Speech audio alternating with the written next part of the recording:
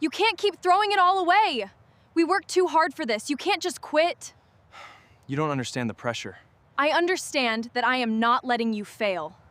She thought she could hide in the back row, blending into the background of a town where everyone knew everyone else's business, but some people just refused to let you disappear.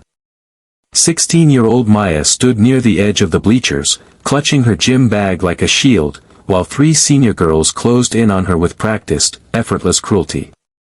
Within 10 minutes, a simple misunderstanding in the hallway turned into a humiliating spectacle that ended with a resounding slap across Maya's face, leaving her cheek burning and her pride in tatters.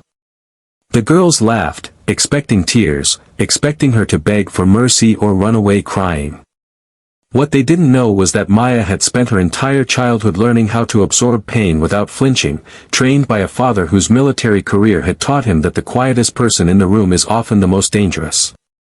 To understand how Maya ended up on the gym floor that Tuesday afternoon, you have to understand the town of Oak Ridge and the man who raised her. Her father, Marcus, was a retired Army Special Forces veteran who had spent 20 years in the darkest corners of the world before coming back to a quiet life. He was a man of very few words, built like a brick wall, with eyes that saw everything and revealed nothing.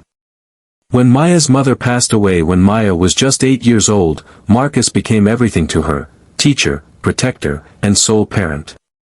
He didn't raise her with dollhouses or fairy tales, he raised her with discipline, resilience, and a deep respect for situational awareness.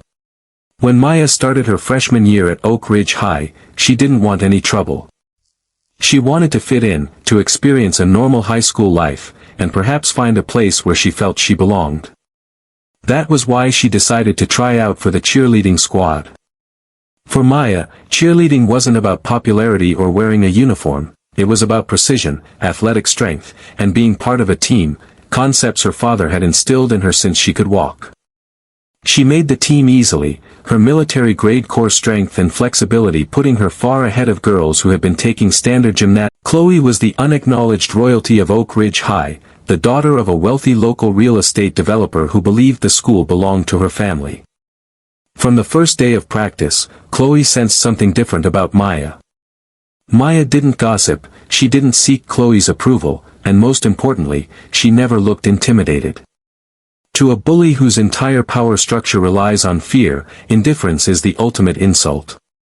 Chloe began with subtle sabotages, hiding Maya's cheer shoes, giving her the wrong practice schedules, and making passive-aggressive comments about her modest clothes and her closed-off personality. Maya absorbed it all with the cold patience her father had taught her, remembering Marcus's core rule: never escalate a situation when you can walk away, because true strength never needs to prove itself to weak minds. The tension reached a boiling point on a warm September afternoon during an after-school practice. The team was working on high-impact stunts, and Maya was assigned as a flyer for a complex basket toss. As she was thrown into the air, perfectly executing her spin, she noticed Chloe, acting as one of the spotters below, deliberately step backward, leaving a massive gap in the safety net. Maya felt the shift in gravity and realized instantly what was happening. Mid-air, she adjusted her body angle, tucking her chin and rolling through the impact as she hit the foam mat, avoiding a severe neck injury through sheer instinct. When she stood up, uninjured but deeply shaken by the clear malice of the act, she looked Chloe straight in the eyes and asked her why she moved. Chloe didn't expect Maya to recover so smoothly, let alone confront her in front of the whole squad. Feeling her dominance threatened, Chloe stepped forward, her face twisted with fake innocence that quickly melted into open hatred. She accused Maya of being reckless, clumsy, and unfit to wear the squad's uniform, raising her voice so the entire gymnasium could hear. Maya remained perfectly still, her hands resting at her sides, her breathing rhythmic and steady, the exact breathing technique her father taught her for high-stress scenarios. This calm refusal to panic only infuriated Chloe further. Stepping into Maya's personal space, Chloe delivered a sharp, echoing slap across Maya's left cheek, the sound bouncing off the high concrete walls of the gym. The entire gymnasium went dead silent. Sarah and Taylor snickered behind Chloe, expecting Maya to burst into tears, drop to her knees, or run for the locker room. Instead, Maya's head barely turned from the impact. Her jaw tightened, but her eyes remained cold, focused, and completely motionless. Inside her mind, years of training kicked in automatically. Her father's voice echoed in her head, "The moment someone strikes you, they have crossed the line from words to violence. You do not react with anger, you react with control. You assess, you neutralize, and you make sure they never consider touching you again." Maya didn't strike back immediately. She took one slow step back, taking in the positions of Chloe, Sarah, and Taylor. Seeing Maya step back, Chloe mistook the tactical distance for fear. She stepped forward again, reaching out to grab Maya's ponytail to drag her to the ground, off balance and confident in her physical superiority. That was her fatal mistake. As Chloe's hand reached forward, Maya's body shifted with terrifying speed and economic precision. She didn't use wild punches or emotional swings, she used basic, brutal combative leverage. She trapped Chloe's reaching wrist with her left hand, stepped inside her center of gravity, and executed a seamless hip throw. Chloe flew through the air and crashed onto the floor with a heavy, wind-knocking thud before she even realized what had happened. Sarah and Taylor stood frozen in absolute shock, their minds unable to process how the quiet freshman had just laid out their squad leader in a fraction of a second. Reacting out of pure panic and anger, Sarah lunged at Maya from the side, intending to tackle her to the floor. Maya didn't even look directly at her. Relying on peripheral awareness, she pivoted on her back foot, sidestepped the awkward charge, caught Sarah's overextended arm, and used her momentum to send her tumbling across the slick gym floor, sliding into the folded bleachers. Taylor took one look at her two friends groaning on the floor, took a step back, and raised her hands in complete surrender, her face pale as a sheet. The entire altercation had taken less than 10 seconds. Maya stood in the center of the gym floor, completely unbothered, her posture straight and her breathing as steady as if she had just finished a light jog. The rest of the cheer squad stared at her in stunned, terrified silence. Chloe scrambled backward on her hands and knees, clutching her bruised arm and gasping for breath, looking up at Maya not with anger anymore, but with genuine, unadulterated terror. Maya looked down at her, her voice calm and devoid of malice, and said, "My father taught me how to fight so I would never have to. Don't ever touch me again." She picked up her gym bag, turned on her heel, and walked out of the gymnasium into the afternoon sun. When Maya arrived home that evening, she found her father in the garage, working on his old pickup truck, the smell of engine oil and sawdust filling the air. Marcus looked up from his workbench and immediately noticed the faint red mark on his daughter's cheek. He didn't panic, and he didn't raise his voice. He simply set his tools down, walked over to her, and looked into her eyes with the quiet intensity of a man who had seen the worst of humanity. "What happened, Maya?" he asked softly. Maya laid out the events of the afternoon truthfully, explaining the setup, the slap, and how she used the exact techniques he had spent years teaching her to end the threat without causing permanent harm to anyone. Marcus listened without interrupting, his face an unreadable mask until she finished speaking. He took a long breath, placed a heavy, reassuring hand on her shoulder, and said, "You held your ground, and you controlled your temper. That takes more strength than the throw itself.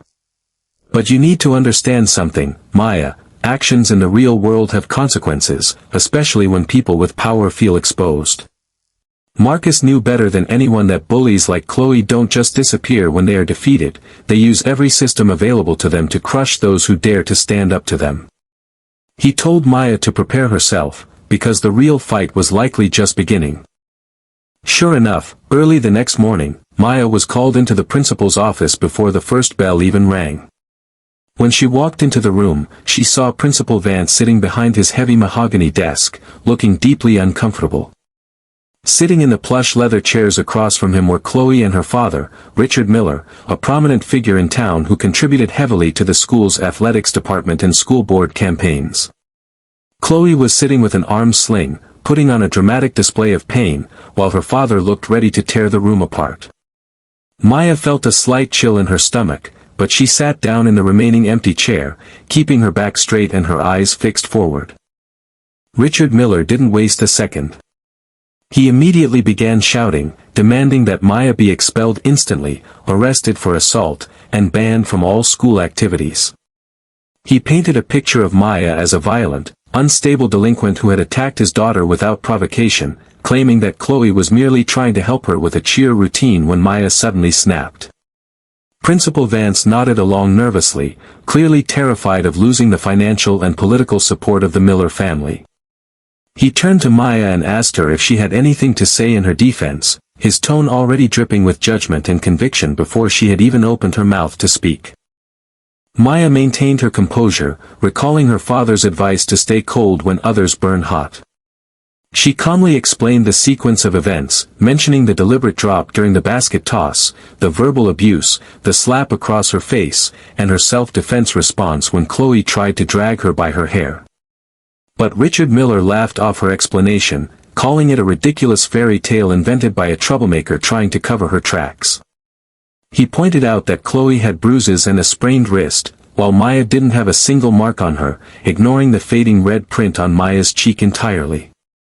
Principal Vance sighed, stating that without hard evidence or witnesses willing to contradict Chloe, he had no choice but to suspend Maya indefinitely pending an expulsion hearing. Just as Principal Vance was pulling out the official suspension paperwork, the office door swung open without a knock.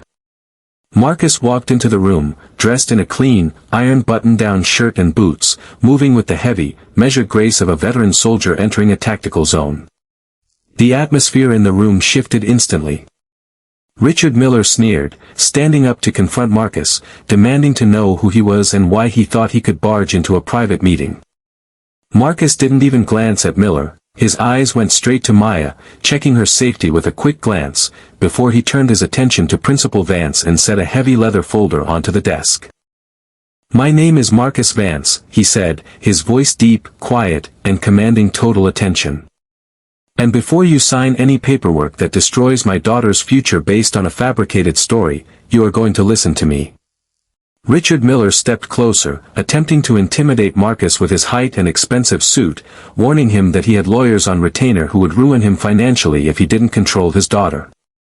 Marcus finally turned his head, looking Miller dead in the eyes with a stare so cold and vacant of fear that Miller instinctively froze mid-sentence, stepping back half an inch despite himself. Marcus opened the leather folder on the principal's desk, revealing a series of printed documents and a small USB flash drive. "Yesterday afternoon," Marcus explained, "after my daughter told me what happened, I came to this school.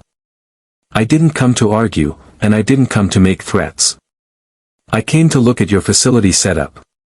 Marcus pointed to a diagram of the high school gymnasium. "Your gym was renovated 3 years ago. As part of the safety protocols for school district liability, high-definition security cameras were installed above the bleachers, covering every angle of the basketball court and the cheer practice area." Principal Vance's face drained of color as Marcus continued in his steady, deliberate tone. "I spoke with your school's security chief last night, a fellow veteran who understands the concept of duty and honor." The silence in the room was absolute. Richard Miller looked at his daughter, whose face had gone completely white, her dramatic act dissolving into genuine panic as she realized her lie had been completely exposed. Miller tried to recover, stuttering that security footage couldn't be used without parent permission, but Marcus cut him off with surgical efficiency. Principal Vance slowly closed the suspension folder, pushing it away as if it were radioactive. He looked at Richard Miller, then at Chloe, and finally back at Marcus. The political leverage Miller held over the school melted away in an instant when faced with undisputed video. As they reached the truck, Maya looked up at her father, feeling a mix of relief and deep gratitude. She asked him why he hadn't gotten angry when Miller was shouting in his face, why he had remained so calm through the entire ordeal. Marcus opened the truck door for her, looked out over the quiet town, and offered a piece of wisdom she would carry with her for the rest of her life. He told her that anger is a luxury for people who don't understand power. When you know who you are, when you stand on the truth, and when you possess the strength to defend it, you never need to shout, raise your hands, or seek revenge. True combat, whether in life or on a mat, is